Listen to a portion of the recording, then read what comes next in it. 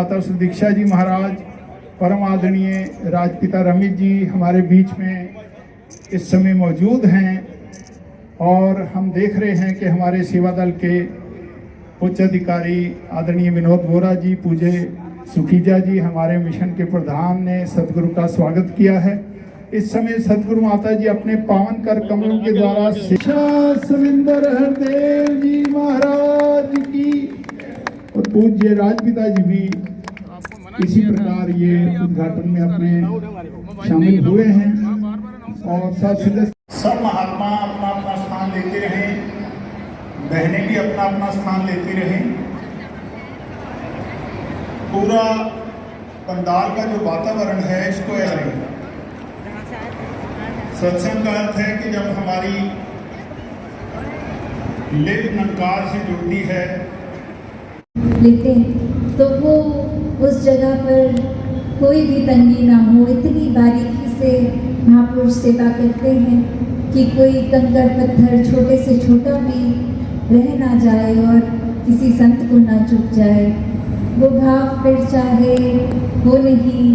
कि एक ऊंची घास है, कोई कीड़े मकोड़े, एक कुछ भी उसमें हो सकता है, कैसे फिर भी अपने हाथों से ही वो भी एक सेवा करके वो जगह को साफ कर देना। कैसे फिर चाहे वो लंगर की सेवा हो, टॉयलेट्स की सेवा हो, कहीं भी ये जैसे अभी हम श्रवण कर रहे थे कि सेवा को फिर कोई भेदभाव के लेंस से नहीं देखना है। ये सेवा मन का भाव है। ये एक हुक्म अनुसार कैसे किस समय किस चीज़ की ज़रूरत है,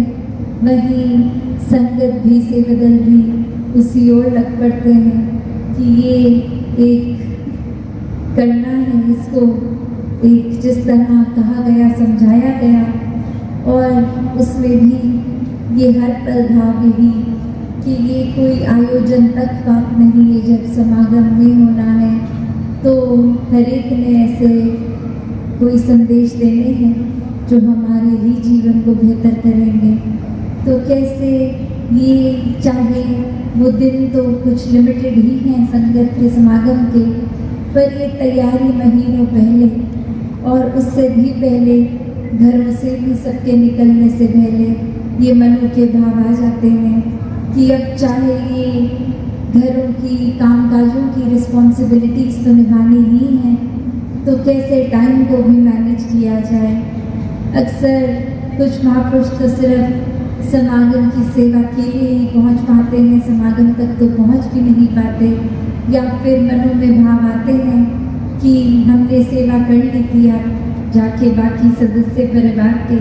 समागम कर ली। तो कैसे ये मिलजुल के पारिवारिक रूप में भी सहयोग देके, ये एक दूसरे को प्राथमिकता देके ये भाव सेवा का है। इस मैदानों से आप सभी के घरों पे ही शुरू हो जाता है,